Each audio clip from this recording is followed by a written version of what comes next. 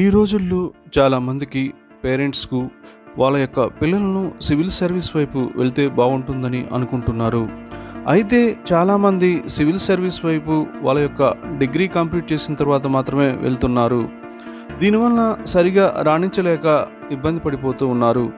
కానీ పేరెంట్స్ కనుక మన పిల్లలకు సివిల్ సర్వీస్ మీద మొదటి నుంచి కనుక అవగాహన కల్పించి వాళ్ళకి 6th క్లాస్ నుంచే దాని మీద ఒక అవేర్నెస్ కనుక తీసుకొచ్చినట్లయితే వాళ్ళు ఈజీగా సివిల్ సర్వీస్ ఎగ్జామ్ అనేది క్రాక్ చేయడానికి అవకాశం ఉంటుంది. మరి ఈ యొక్క సివిల్ సర్వీస్ ఎగ్జామినేషన్స్ మీద మొదటి నుంచి ఫోకస్ పెట్టినట్లయితే, అంటే స్టూడెంట్స్ 6th క్లాస్ నుంచే వాళ్ళకి కొంతవరకు ఈ యొక్క యూపీఎస్సి సర్వీసెస్ ఎలా ఉంటుంది, దాంట్లో ఏ రకాలు ఉంటాయి, దాంట్లో మరి అడ్వాంటేజెస్ ఏంటి అనేది మనం గనక విఫలంగా గనక ఆ యొక్క స్టూడెంట్స్తో చర్చించినట్లయితే వాళ్ళకి మొదటి నుంచి బ్రెయిన్లో ఆ యొక్క బీజం అనేది పడటానికి అవకాశం ఉంటుంది. మరి వాళ్ళకి ఏ విధంగా మనము గైడెన్స్ ఇవ్వాలి అనేది ఇప్పుడు మనం చూద్దాం. మీ పిల్లలకి ఎక్కువగా రెగ్యులర్ స్టడీస్తో పాటు 6వ తరగతి నుండి వాళ్ళకి డైలీ న్యూస్ పేపర్ చదవటం అలవాటు చేయండి. అంటే మనము తెలుగు పేపర్ కానీ లేదా కనీసము ఇంగ్లీష్ పేపరు, హిందూ కానీ అలాంటిది డైలీ కనీసం ఒక ½ an hour చదవటం అనేది వాళ్ళకి అలవాటు చేయాలి. ఒక ఇంగ్లీష్ పేపర్ను మీరు మీ ఇంటికి తెప్పించి వారిని రోజు పేపర్ చదవమని ప్రోత్సహించాలి. దీనివల్ల వారికి వొకాబులరీతో పాటు నేషనల్ మరియు ఇంటర్నేషనల్ ఈవెంట్స్ మీద అవగాహన అనేది పెరుగుతుంది. మీ పిల్లలకు టెక్స్ట్ బుక్ చదివించడం కూడా అలవాటు చేయాలి. దీనివల్ల వారు కంప్లీట్గా కాన్సెప్ట్ బేస్ను అర్థం చేసుకుంటారు. మరి ఈ రోజుల్లో చాలామంది స్కూల్స్లో నోట్స్ చెప్తున్నారనో లేకపోతే స్టడీ మెటీరియల్ అని వాటి మీద ఎక్కువగా డిపెండ్ అవుతూ ఉన్నారు. అలా కాకుండా మనము ఎన్సీఆర్టీ టెక్స్ట్ బుక్స్ని కనుక వాళ్ళకి ఇచ్చి ఆ యొక్క టెక్స్ట్ బుక్లో ఉన్నటువంటి టెక్స్ట్ అంతా కూడా ఒక్కసారి చాప్టర్ వైజ్గా కనుక ఫస్ట్ చదివినట్లయితే వాళ్ళకి ఈ యొక్క కాన్సెప్ట్ బేస్ అనేది అర్థం చేసుకోవడానికి ఎక్కువగా అవకాశం ఉంటుంది. పిల్లలకు వీలుంటే మంచి జనరల్ నాలెడ్జ్ బుక్స్ని కూడా తీసుకువచ్చి మరి ఖాళీగా ఉన్న సమయంలో చదువుకోమని ప్రోత్సహించాలి. ఫర్ ఎగ్జాంపుల్ ఇండియన్ మనోరమ కానీ రీడర్ డైజెస్ట్ వంటి మ్యాగజైన్స్ను వాళ్ళకు కొని కనుక ఇచ్చినట్లయితే కొంతవరకు అవి చదవటానికి వాళ్ళు ఇష్టపడతారు. మళ్ళీ నెక్స్ట్ పాయింట్ కనుక చూసినట్లయితే ఎక్కువగా మనము పిల్లలకి ఎస్ఏ కాంపిటీషన్లో పాల్గొనే విధంగా ప్రోత్సహించాలి. మరి సివిల్ సర్వీస్ ఎగ్జామ్ కావాల్సింది అవగాహనతో మంచి వ్యాసాలు రాయాల్సి ఉంటుంది. కనుక రైటింగ్ స్కిల్స్ను మొదటి నుంచే మనము డెవలప్ చేస్తూ ఉండాలి. అంటే పిల్లలకు ఎక్కువగా ఓన్గా ఎస్ఏ కాంపిటీషన్ రాయటం వలన ఆ యొక్క డ్రాఫ్టింగ్ అనేది ఎక్కువగా ఇంప్రూవ్ అయ్యి వాళ్ళలో స్కిల్స్ పెరగటానికి ఎక్కువగా అవకాశం ఉంటుంది. పిల్లల్లో మొదటి నుంచి రీజనింగ్ను ఎక్కువగా డెవలప్ చేయాలి. అంటే వాళ్ళ చేత రకరకాల ఫజిల్స్ను మరియు ఇతర అబాకస్ వంటివి ప్రోగ్రామ్స్లో వాళ్ళని చేర్పించి వాళ్ళ యొక్క స్కిల్స్ని కనుక మనము డెవలప్ కనుక చేసినట్లయితే వాళ్ళల్లో రీజనింగ్ ఎబిలిటీ అనేది డెవలప్ అవుతుంది. దీనివల్ల సివిల్స్ ఎగ్జామినేషన్స్ అనేది వాళ్ళు ఈజీగా క్రాక్ చేయడానికి అవకాశం ఉంటుంది. అలానే ఎక్కువ మంది పిల్లలను క్విజ్ కాంపిటీషన్స్లో కూడా పార్టిసిపేట్ చేస్తూ ఉండాలి. దీనివల్ల హిస్టరీ, పాలిటిక్స్, ఎకనామిక్స్ల మీద అవగాహన ఏర్పడుతుంది. మరి పేరెంట్స్ తమ పిల్లలను ఎక్కువగా క్విజ్ కాంపిటీషన్స్లో పాల్గొనే విధంగా మనం కనుక ఎంకరేజ్ చేసినట్లయితే వాళ్ళలో ఒక రకమైన కాంపిటేటివ్ స్పిరిట్ అనేది వాళ్ళకి తెలియకుండానే వాళ్ళలో ఏర్పడుతుంది.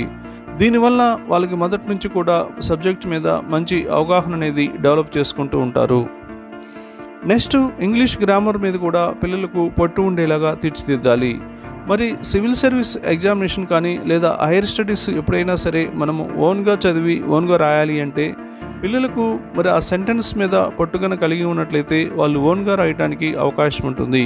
కనుక పిల్లలకు ఇంగ్లీష్ గ్రామర్ని నేర్పించేటట్లుగా మనము ఎంకరేజ్ చేస్తూ ఉండాలి.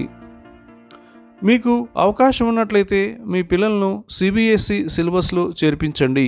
ఎందుకంటే సివిల్ సర్వీస్ ఎగ్జామినేషన్ ప్యాటర్న్ అంతా కూడా సిబిఎస్ఈ సిలబస్ మీద ఆధారపడి ఉంటుంది. కాబట్టి వీలున్నంత వరకు సిబిఎస్ఈ స్కూల్స్ కనుక మీకు దగ్గరలో కనుక ఉన్నట్లయితే తప్పనిసరిగా సిబిఎస్ఈ స్కూల్స్లోనే జాయిన్ చేయించండి. మీ పిల్లలకు బయట జరిగే ఈవెంట్స్ గురించి కూడా చెప్తూ ఉండాలి. వాళ్ళకు అన్ని విషయాల మీద అవగాహన అనేది ఏర్పరచాలి. ఫర్ ఎగ్జాంపుల్, ఇప్పుడు ప్రజెంట్ ట్రెండింగ్ టాపిక్స్ కనుక ఏదైతే కనుక ఉంటుందో వాటి గురించి కొంచెం కనుక మీరు కనుక ఎక్స్ప్లెయిన్ చేసినట్లయితే వాళ్ళు దాన్ని డెవలప్ చేసుకోవడానికి అవకాశం అనేది ఉంటుంది. ఇక రైటింగ్ అనే సూత్రాన్ని ఎప్పుడూ పాటిస్తూ ఉండాలి. వాళ్ళు చదివింది 10 నిమిషాలైనా మనం కనీసము ఆ చదివిన 10 నిమిషాలని కనీసం ఒక 20 మినిట్స్ రాయటానికి మనం ఇంపార్టెన్స్ ఇవ్వాలి.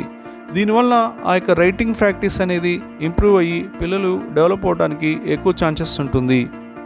ఇక ఇండియన్ హిస్టరీ, జాగ్రఫీ, పాలిటీ, ఎకనామీల మీద మంచి అవగాహన ఏర్పరచాలి. పిల్లలకు ఏదైనా ఒక విషయంపై లోతైన అవగాహన కోసం ఉండేటట్లుగా ప్రోత్సహించాలి. అంటే ఒక క్వశ్చన్ చదివినప్పుడు దాని యొక్క ఇంపాక్ట్ ఏ విధంగా ఉంటుంది, ఒక ఎనాలిసిస్ ఉన్నప్పుడు అది ఏ విధంగా హిట్ అవుతుంది అనే ఒక లాజిక్ కనుక మనం పిల్లలు కనుక ఏర్పరిచినట్లయితే వాళ్ళు సివిల్ సర్వీస్ ఎగ్జామ్ని ఈజీగా క్రాక్ చేయడానికి అవకాశం ఉంటుంది. మరి ఈ రోజుల్లో చాలామంది పిల్లలు 6th క్లాస్ నుంచే ఐఐటి ఫౌండేషన్ అని, అలానే నెక్స్ట్ నీట్ ప్రిపరేషన్ అని వాళ్ళ మీద ప్రెజర్ తెస్తూ మరి ఈ యొక్క ప్రైవేట్ స్కూల్స్ వాళ్ళు ఎంతో ఇది చేస్తూ ఉన్నారు. చాలామంది పిల్లలను సివిల్ సర్వీస్ వైపు మొదటి నుంచి వెళ్ళాలి అనుకుంటే కనుక మీరు 6th క్లాస్ నుంచే పిల్లలకు ఈ యొక్క అవేర్నెస్ కనుక కల్పించినట్లయితే వాళ్ళు తప్పకుండా ఈ యొక్క సివిల్ సర్వీస్ ఎగ్జామ్ని ఈజీగా క్రాక్ చేయడానికి అవకాశం ఉంటుంది. ఇక్కడ మన ఇండియాలో మెయిన్ లోపం ఏంటంటే చాలామంది ఈ యొక్క బీటెక్ కంప్లీట్ అయిన తర్వాత లేదా బ్యాచిలర్స్ డిగ్రీ కంప్లీట్ అయిన తర్వాత సివిల్స్ వైపు వెళ్తూ ఉన్నారు. మరి అక్కడికి వాళ్ళు వెళ్ళి కనీసము దాన్ని అవగాహన చేసుకునేతలకే 1 or 2 years ఈజీగా పడుతుంది. తర్వాత వాళ్ళు ఎగ్జామినేషను పర్ఫెక్ట్గా సీరియస్గా అటెంప్ట్ ఇచ్చేటప్పటికి 3-4 years టైం తీసుకుంటూ ఉంటుంది. దీన్నన్నిటినీ మనము అవాయిడ్ చేయాలి అంటే మొదటి నుంచి పిల్లల్లో ఈ యొక్క సివిల్ సర్వీస్ ఎగ్జామినేషన్ ప్రిపరేషన్ కనుక అవగాహన కల్పించినట్లయితే మరి ఈ నేటి పిల్లలే రేపు కంపల్సరీగా ఐఏఎస్, ఐపీఎస్లుగా మనం తయారు చేయడానికి ఎక్కువగా అవకాశం ఉంటుంది. Thank you friends for watching this video. Friends, మరి మీరు వీడియోలు చూస్తూ ఉన్నారు, వింటూ ఉన్నారు, సబ్స్క్రైబ్ చేసుకోవటం లేదు. మీరు తప్పకుండా ఈ యొక్క ఛానల్ను సబ్స్క్రైబ్ చేసుకోండి, లైక్ చేయండి, షేర్ చేయండి. మీరు కనుక సబ్స్క్రైబ్ చేసుకుంటే ఇలాంటి మంచి టాపిక్స్ అనేది ఫ్యూచర్లో మీరు ఎన్నో వినవచ్చు. Thank you friends for watching this video.